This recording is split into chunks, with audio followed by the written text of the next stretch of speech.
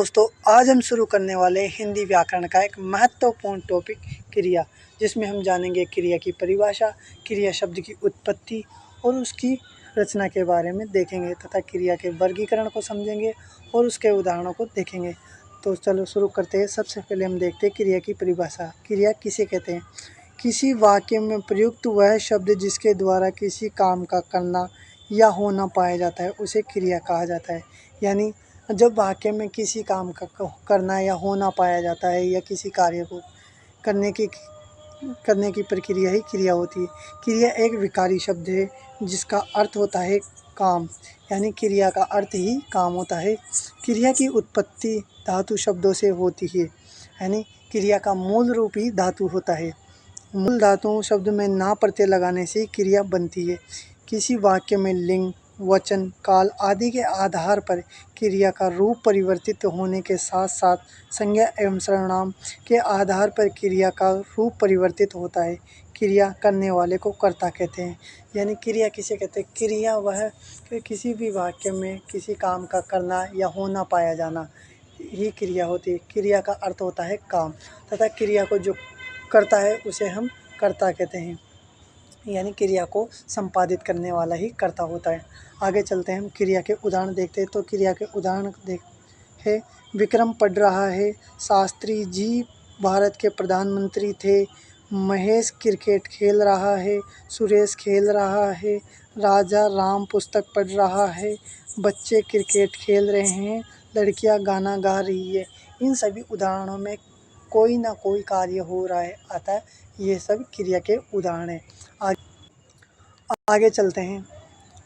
प्रथम वाक्य में विक्रम द्वारा पढ़ाई का कार्य करना पाया जा रहा है, अतः वाक्य में पढ़ रहा क्रियापद है।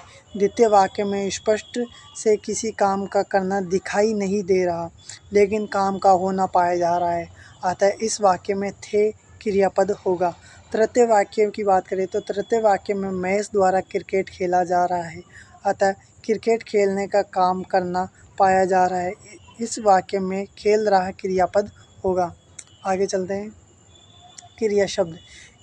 क्रिया शब्द किसे कहते हैं? वे शब्द जिनसे किसी कार्य या काम के होने का बोध हो उसे हम क्रिया शब्द कहते हैं। यानी जब वाक्य में किसी काम का करना या होना पाया जाता है तो हम उसे क्रिया कहते हैं, तथा जिन शब्दों से किसी काम का करना या होना पाया जाए या बोध हो उसे हम क्रिया शब्द कहते हैं। उस शब्द को हम क्रिया शब्द कहते हैं। किसी वाक्य में कर्ता जिस कार्य को कर रहा होता है उस कार्य का बोध कराने वाले शब्दों को हम क्रिया शब्द कहते हैं। आगे चलते हैं। क्रिया शब्द के उदाहरण। क्रिया के शब्द के उदाहरण होते हैं खेलना, आना, जाना, कूदना, नाचना, पीना, चलना, नहाना, ये सभी क्रियाएं हैं। आगे चलते हैं। क्रिया के भेद। क्रिया के भेद अलग अलग आधार पर तय किए जाते हैं, अतः क्रिया के भेद जानने के लिए पहले क्रिया का वर्गीकरण जानना अति आवश्यक है। क्रिया का वर्गीकरण 3 आधार पर है: कर्म के आधार पर, प्रयोग एवं संरचना के आधार पर और काल के आधार पर। हम आगे चलते हैं। हमारा सबसे पहला वर्गीकरण आता है कर्म के आधार पर वर्गीकरण, दूसरा आता है प्रयोग एवं संरचना के आधार पर और तीसरा आता है काल के आधार पर क्रिया का वर्गीकरण। तो सबसे आगे हम इसके वर्गीकरण का चार्ट देख लेते हैं। तो सबसे पहला हमारा कर्म के आधार पर। कर्म के आधार पर क्रिया को 2 प्रकार से विभाजित किया गया है: अकर्मक क्रिया और सकर्मक क्रिया। उसके बाद हम सकर्मक क्रिया को भी 2 प्रकार से विभाजित करते हैं: अपूर्ण सकर्मक और पूर्ण सकर्मक। इसके बाद पूर्ण सकर्मक को भी 2 भागों में बांटते हैं: एक अकर्मक पूर्ण सकर्मक क्रिया और द्विकर्मक पूर्ण सकर्मक क्रिया। इसके बाद दूसरा वर्गीकरण देखें तो प्रयोग एवं संरचना के आधार पर हम क्रिया को 8 प्रकार से विभाजित करते हैं, जिसमें पहला है सामान्य, दूसरा है सहायक, तीसरा है प्रेरणार्थक, चौथा है पूर्वकालिक, पांचवा है नाम धातु, छठा है संयुक्त, सातवां है कृदनक और आठवां है सजातीय। तीसरे आधार पर देखें तो तीसरा आधार आता है काल के आधार पर। काल के आधार पर मुख्य रूप से 3 प्रकारों में हम बांटते हैं: भूतकालिक, वर्तमानकालिक और भविष्यकालिक क्रिया। भूतकालिक को भी हम 6 प्रकार से विभाजित करते हैं: सामान्य, आसन्न, पूर्ण, अपूर्ण, संदिग्ध, हेतुमद भूतकालिक। वर्तमान कालिक को भी हम 5 प्रकार से बांटते: सामान्य वर्तमान कालिक, अपूर्ण वर्तमान कालिक, संदिग्ध वर्तमान कालिक, ज्ञानार्थक वर्तमान कालिक और संभाव्य वर्तमान कालिक। भविष्य कालिक की बात करें तो भविष्य कालिक को हम 3 प्रकार से बांटते हैं: सामान्य, ज्ञानार्थक और संभाव्य। हम इसका बारी बारी से अध्ययन करते हैं। सबसे पहले हम देखते हैं कर्म के आधार पर क्रिया का वर्गीकरण। तो कर्म के आधार पर क्रिया दो भेद होते हैं: सकर्मक क्रिया और अकर्मक क्रिया। सकर्मक क्रिया की बात करें तो सकर्मक क्रिया किसे कहते हैं? वे क्रियाएं जिनका प्रभाव वाक्य में प्रयुक्त कर्ता पर न पड़कर कर्म पर पड़े उसे सकर्मक क्रिया कहते हैं। सकर्मक क्रिया का अर्थ होता है कर्म के साथ, अर्थात सकर्मक क्रिया में कर्म पाया जाता है। सकर्मक क्रिया 2 प्रकार की होती है। यानी सकर्मक क्रिया की परिभाषा देखें तो सकर्मक क्रिया वह क्रिया होती है जिसमें कार्य का भार कर्ता पर ना पड़कर कर्म पर पड़ता है। यानी सकर्मक क्रिया शब्द 2 शब्दों से मिलकर बना है, स तथा कर्मक, जिसमें स का अर्थ होता है साथ और कर्मक क्रिया का अर्थ होता है कर्म। यानी कर्म के साथ जो कार्य होता है उसे हम सकर्मक क्रिया कहते हैं। यानी जिस क्रिया में कर्म पाया जाता है उसे हम सकर्मक क्रिया कहेंगे। सकर्मक शब्द स और कर्मक से मिलकर बना है, जहाँ स उपसर्ग का अर्थ होता है साथ में तथा कर्मक का अर्थ होता है कर्म के। आगे चलते हैं। सकर्मक क्रिया के उदाहरण। निम्नलिखित उदाहरण सकर्मक क्रिया के उदाहरण है जिन्हें पढ़कर आप समझ सकते हैं कि सकर्मक क्रिया में कर्म पाया जाता है और सकर्मक क्रिया के वाक्य कैसे पहचाने जाते हैं। तो सकर्मक क्रिया के उदाहरण देखते हैं। गीता चाय बना रही है, महेश पत्र लिखता है, हमने एक नया मकान बनाया है, वह मुझे अपना भाई मानता है। इन सभी वाक्यों में कर्म हमें देखने को मिलता है। कर्म, इनकी पहचान की बात करें तो इनकी पहचान होती है हम इन शब्दों में क्या का प्रश्न करते हैं तो हमें क्या का उत्तर मिल जाते हैं। यानी गीता क्या बना रही है? गीता चाय बना रही है। महेश क्या लिखता है? महेश पत्र लिखता है। हमने क्या बनाया है? हमने एक नया मकान बनाया है। वह मुझे क्या मानती है? अपना भाई मानती है। आगे चलते हैं। सकर्मक क्रिया को कैसे पहचानें? सबसे पहले आपको वाक्य में क्रियापद से पहले क्या लगाकर वाक्य को सवाल की तरह पढ़ना है। यदि उस वाक्य में सकर्मक क्रिया होगी तो आपको वाक्य में प्रयुक्त कर्म के रूप में जवाब मिल जाएगा। यदि आपको जवाब नहीं मिले तो यकीनन सकर्मक क्रिया का उदाहरण नहीं है। जैसे रमेश खाना बना रहा है, इस वाक्य में हम क्रियापद बना रहा है से पहले क्या लगाकर पढ़ते हैं तो रमेश क्या बना रहा है, इस सवाल का हमें जवाब होगा कि खाना बना रहा है। अतः इस वाक्य में बना रहा है सकर्मक क्रिया होगी। आगे चलते हैं। अकर्मक क्रिया किसे कहते हैं? अकर्मक क्रिया की बात करें तो अकर्मक क्रिया की परिभाषा होती है वे क्रियाएं जिनका प्रभाव वाक्य में प्रयुक्त कर्ता पर पड़ता है उन्हें अकर्मक क्रिया कहते हैं।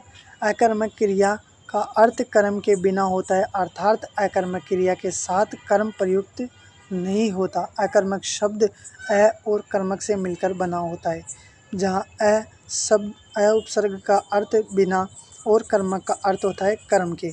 यानी अकर्मक क्रिया की परिभाषा की बात करें तो अकर्मक क्रिया 2 शब्दों से मिलकर बना है, अ उपसर्ग तथा कर्मक शब्द। अ उपसर्ग का अर्थ होता है नहीं और कर्मक का अर्थ होता है कर्म। यानी जब वाक्य में कर्म जुड़ा हुआ नहीं होता तो वहाँ अकर्मक क्रिया होती है। तो सकर्मक और अकर्मक क्रिया को कैसे पहचानें? यदि किसी वाक्य में कर्म उपस्थित नहीं हो तो वाक्य में प्रयुक्त अकर्मक क्रिया होगी, अन्यथा सकर्मक क्रिया होगी। सकर्मक और अकर्मक क्रिया को पहचानने के लिए वाक्य में प्रयुक्त क्रिया से पहले क्या लगाकर वाक्य में सवाल की तरह पढ़े। यदि उस वाक्य में सकर्मक क्रिया होगी तो वाक्य में प्रयुक्त कर्म के रूप में जवाब मिलेगा। यदि कर्म के रूप में जवाब नहीं मिले तो वाक्य में अकर्मक क्रिया होगी। यानी सकर्मक क्रिया में हमें कर्म मिलेगा। यानी कि जैसे हम बात करें कि सीता गाना गा रही है तो इसमें हम क्या लगाकर क्वेश्चन करते हैं कि सीता क्या गा रही है, तो हमें इसका जवाब मिल जाता है गाना गा रही है। तो यहाँ पर होगा सकर्मक क्रिया। और यदि हम बात करें कि सीता गा रही है तो हम यहाँ पर क्या लगाकर क्वेश्चन करते हैं कि सीता क्या गा रही है, तो हमें इसका कोई जवाब नहीं मिलता, क्योंकि वाक्य सिर्फ यही है कि सीता गा रही है, हमें इसका पता नहीं है, यानी इसमें कर्म छिपा हुआ नहीं है कि क्या गा रही है, तो यहाँ पर अकर्मक क्रिया होगी। आगे चलते हैं। प्रयोग एवं संरचना के आधार पर क्रिया के भेद। प्रयोग एवं संरचना के आधार पर क्रिया की बात करें तो 8 प्रकार की होती है, जिसमें सबसे पहली है सामान्य क्रिया, दूसरी होती है साहकिक क्रिया, तीसरी होती है संयुक्त क्रिया, चौथी होती है प्रेरणार्थक क्रिया, पाँचवीं होती है पूर्वकालिक क्रिया, छठी होती है सजातीय क्रिया, सातवीं होती है कृदंत क्रिया और आठवीं होती है नामधातु क्रिया। हम इनका बारी बारी से अध्ययन करते हैं। तो सबसे पहले आती है हमारी सामान्य क्रिया। सामान्य क्रिया की परिभाषा की बात करिए तो यह क्रिया का सामान्य रूप होता है जिसमें एक कार्य और एक क्रियापद होता है। जब किसी वाक्य में एक क्रियापद प्रयुक्त किया हो तो उसे सामान्य क्रिया कहते हैं। सामान्य क्रिया के वाक्य में निम्नलिखित है जिसे पढ़कर आप सामान्य क्रिया को समझते हैं। यानी सामान्य क्रिया वह क्रिया होती है जिसमें एक कार्य हो और एक क्रियापद हो, तो वह सामान्य क्रिया होगी। इसके उदाहरण की बात करें तो इसके उदाहरण है रवि पुस्तक पढ़ता है, श्याम आम खाता है, श्याम जाता है, राधा आई, विजय गया। यहाँ एक ही कर्ता और एक ही कर्म है, तो यहाँ सामान्य क्रिया होगी। यानी रवि है और कर्म पढ़ने का हो रहा है, तो यहाँ पर एक कर्म और एक कर्ता हो गया, तो यहाँ पर सामान्य क्रिया होगी। आगे चलते हैं हम। सहायक क्रिया दूसरी हमारी क्रिया की बात करें तो दूसरी आती है सहायक क्रिया। सहायक क्रिया किसे कहते हैं? किसी वाक्य में मुख्य क्रिया की सहायता करने वाले पद को सहायक क्रिया कहते हैं। अर्थात किसी वाक्य में वह पद जो मुख्य क्रिया के साथ लगकर वाक्य को पूर्ण करता है उसे हम सहायक क्रिया कहते हैं। सहायक क्रिया वाक्य में काल का परिचायक होती है। यानी सहायक क्रिया वह क्रिया होती है जो क्रिया को पूर्ण करने या वाक्य को पूर्ण करने में सहायता करती है, वह सहायक क्रिया होती है। सहायक क्रिया के उदाहरणों की बात करें तो सहायक क्रिया के उदाहरण है रवि पढ़ता है, मैंने पुस्तक पढ़ ली है, विजय ने अपना खाना मेज पर रख दिया है। प्रथम वाक्य में पढ़ता मुख्य क्रिया है इस मुख्य क्रिया की सहायता करने वाला पद है। यानी रवि पढ़ता है, इस वाक्य में यदि है नहीं होगा तो यहाँ पर वाक्य पूरा नहीं होगा और उसका कोई अर्थ नहीं होगा, इसलिए यहाँ पर है सहायक क्रिया के रूप में प्रयुक्त हुआ है। दूसरे वाक्य की बात करें तो दूसरे वाक्य में मैंने पुस्तक पढ़ ली है, यहाँ पर ली जो कि सहायक क्रिया के रूप में प्रयुक्त हुआ है। यदि हम ली को वाक्य से हटा ले तो हमारा वाक्य अधूरा रह जाएगा, जिसका कोई अर्थ नहीं होगा। तीसरे वाक्य में भी हम बात करें तो तीसरे वाक्य में खाना मेज पर रख दिया है, यदि हम इसमें से दिया को हटा ले तो भी हमारा वाक्य अधूरा हो जाएगा। तो आगे चलते हैं, आगे देखते हैं हम। तीसरी क्रिया आती है हमारी संयुक्त क्रिया, जिसके हम परिभाषा देखें तो वह क्रिया जो दो अलग अलग क्रियाओं के योग से बनती है उसे हम संयुक्त क्रिया कहते हैं। संयुक्त का अर्थ ही होता है योग, इसलिए संयुक्त क्रिया में दो क्रियाएं अलग अलग होती है जो एक क्रिया बनाती है। आगे चलते हैं, संयुक्त क्रिया के उदाहरण देखते हैं। रजनी ने खाना खा लिया, मैंने पुस्तक पढ़ डाली, शंकर ने खाना बना लिया। प्रथम वाक्य में खाना एवं खा मिलकर एक क्रिया बना रहे, अतः खाना और खा संयुक्त क्रिया हो गई। द्वितीय वाक्य की बात करें तो द्वितीय वाक्य में पढ़ एवं डाली मिलकर एक क्रिया बना रहे, अतः पढ़ डाली संयुक्त क्रिया हो गई। यानी संयुक्त क्रिया में बात की जाए तो संयुक्त क्रिया में दो क्रियाएं होती है जो कि दोनों मिलकर हमारे वाक्य को पूरा करती है और दोनों क्रियाओं को से एक क्रिया बनती है जो कि संयुक्त क्रिया होती है। आगे चलते हैं हम। हमारी चौथी क्रिया आती है प्रेरणार्थक क्रिया। प्रेरणार्थक क्रिया की परिभाषा की बात करें तो प्रेरणार्थक क्रिया वे क्रियाएं जिन्हें कर्ता स्वयं करने के बजाय किसी दूसरे को क्रिया करने के लिए प्रेरित करता है उसे प्रेरणार्थक क्रिया कहते हैं। यानी इसमें कर्ता स्वयं कार्य नहीं कर किसी दूसरे से करवाता है, उसे प्रेरणार्थक क्रिया कहते हैं। प्रेरणार्थक क्रिया की रचना सकर्मक अकर्मक दोनों प्रकार की होती है, लेकिन प्रेरणार्थक क्रिया बन जाने के पश्चात वह सदैव सकर्मक होगी। प्रेरणार्थक क्रिया दो प्रकार की होती है। आगे बात करते हैं प्रेरणार्थक क्रिया के उदाहरण। प्रेरणार्थक क्रिया के उदाहरण देखते हैं। रतन महेश से पत्र लिखवाता है, यानी यहाँ पर कर्ता तो रमेश है लेकिन यहाँ पर रतन किसी और से यानी महेश से कार्य करवाया रहा है यहाँ पर, इसलिए यहाँ पर प्रेरणार्थक क्रिया होगी। सविता कविता से कपड़े धुलवाती है।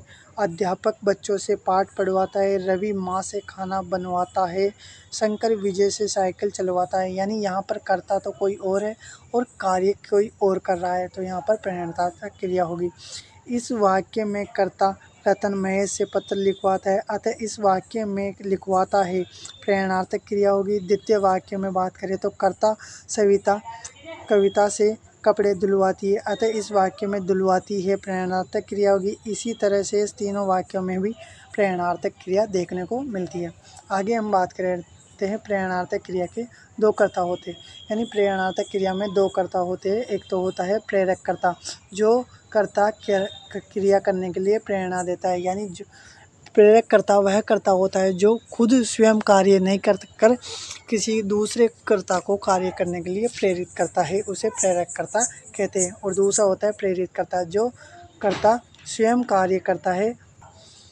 प्रेरणार्थक क्रिया के भेद की बात करें तो प्रथम प्रेरणार्थक क्रिया या प्रत्यक्ष प्रेरणार्थक क्रिया और द्वितीय भेद की बात करें तो द्वितीय प्रेरणार्थक क्रिया और अप्रत्यक्ष प्रेरणार्थक क्रिया, यानी प्रेरणार्थक क्रिया को हम दो प्रकार में बांटते हैं। एक तो होता है प्रथम प्रेरणार्थक और द्वितीय प्रेरणार्थक। प्रथम प्रेरणार्थक क्रिया को हम प्रत्यक्ष प्रेरणार्थक क्रिया तथा द्वितीय प्रेरणार्थक क्रिया को हम अप्रत्यक्ष प्रेरणार्थक क्रिया भी कहते हैं। आगे चलते हैं, आगे देखते हैं पूर्वकालिक क्रिया। पूर्वकालिक क्रिया की बात करें तो हम इसकी परिभाषा देखते हैं। यदि किसी वाक्य में दो क्रियाएं एक साथ आई हो तथा उनमें से एक क्रिया पहले संपन्न हुई हो तो सब पहले संपन्न हुई क्रिया को पूर्वकालिक क्रिया कहते हैं।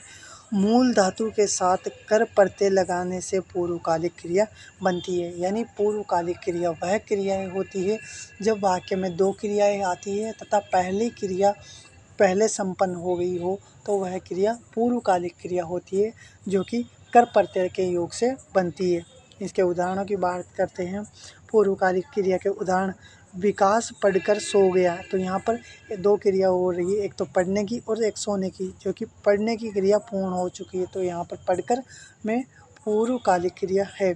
उसी प्रकार वह नहाकर चला गया, यहाँ पर भी दो क्रिया है, नहाने की और चले जाने की, जो कि नहाकर क्रिया पूर्ण हो चुकी है, तो यहाँ पर पूर्वकालिक क्रिया। इसी प्रकार विजय ने खाना खा चाय पी, सीता नहाकर मंदिर जाएगी, श्याम खेलकर नहाने जाएगा, इन सब में पूर्वकालिक क्रिया का देखने को मिलती है।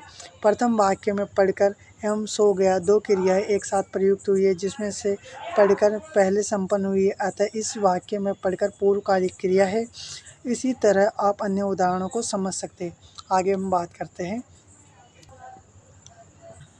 सजातीय क्रिया की परिभाषा देखते हैं। सजातीय क्रिया की परिभाषा है क्रिया का वह रूप जिसमें कर्म एवं क्रिया दोनों एक ही धातु से बने हो एवं एक साथ प्रयुक्त हो, वह सजातीय क्रिया होती है। यानी जहाँ पर वाक्य में दो क्रियाएं हो और जो दोनों क्रियाएं एक ही धातु से बनी हुई हो और दोनों साथ साथ प्रयुक्त हो तो वहाँ होती है सजातीय क्रिया।